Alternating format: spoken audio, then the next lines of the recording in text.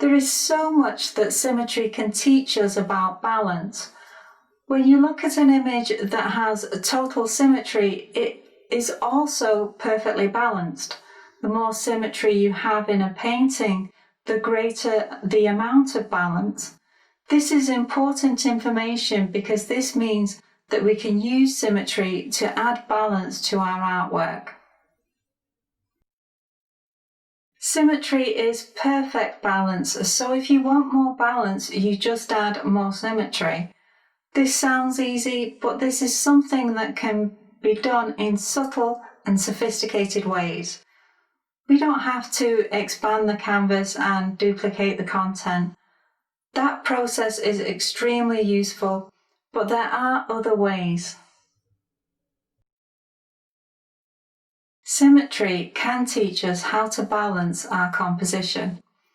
We just need to take the time to understand symmetry on a more advanced level.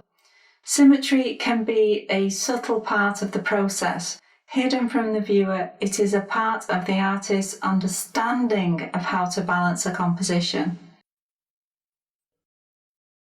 There is a circle on the left of this canvas, and it needs something to balance it. The weight of the circle makes it heavy on the left side of the canvas. It's very unbalanced. There needs to be something on the right in order to restore balance. We could imagine a symmetry line down the middle of this canvas, and it would tell us where to position an object in order to create the highest level of balance. We can create total balance by placing another circle in that space. This is like using total symmetry, and through this we've created total balance. But there are also other options that can lead to balance. These two objects are the same, but that isn't necessary.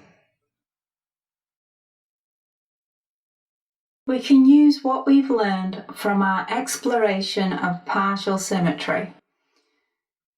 This would be an example of partial symmetry. There is another circle, but it's a different colour. The shapes are symmetrical, but the colour isn't. Here we have partial symmetry and it leads to balance. Here is another type of partial symmetry. In this image, the colours are symmetrical, but the shape isn't. It is a square.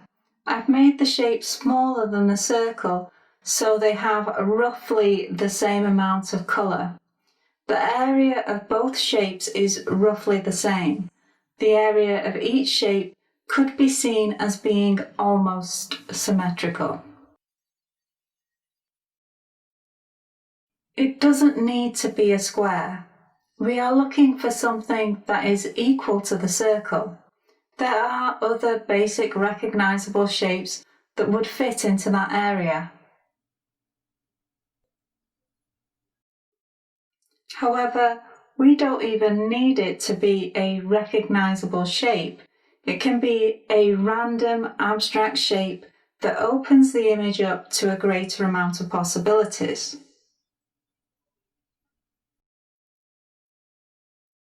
I've drawn in the line of symmetry that we've been using. It's in the center of the image, and this is the most obvious position for it to be. It doesn't have to be here. When you're balancing a canvas, those symmetry lines can be anywhere. We don't want them in the final image, but as a guide, it can be incredibly useful. Now there is a smaller circle in the bottom left of the canvas. That shape needs to be balanced by something else. A symmetry line would help me to work out where to place the next object. Where should I place that symmetry line? I can balance that circle immediately if I use a diagonal symmetry line. This tells me exactly where to place another shape.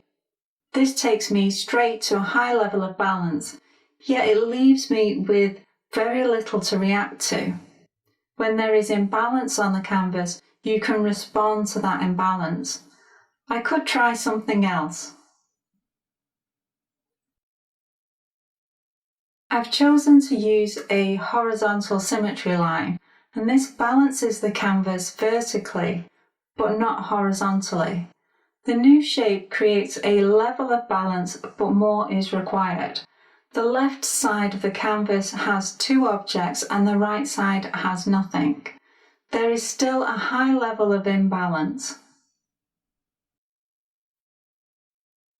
I can draw another symmetry line. I've made this symmetry line vertical and I've placed the same shapes on the right side of the canvas. There is balance, although we didn't need to use the same shapes. We're looking for something that is equal, and that doesn't mean that it has to be the same. This shape is large and is roughly equal to the two smaller shapes added together. It's probably larger than the sum of the two smaller shapes. I don't want to do heavy calculations. I want to train my eyes to look for shapes that can be considered equal.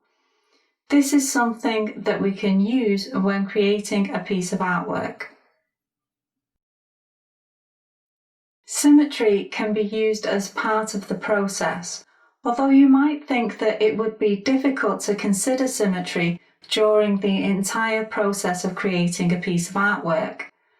This is an advanced way of using symmetry, and I think it will be easier to understand if I create an example of how this can be done.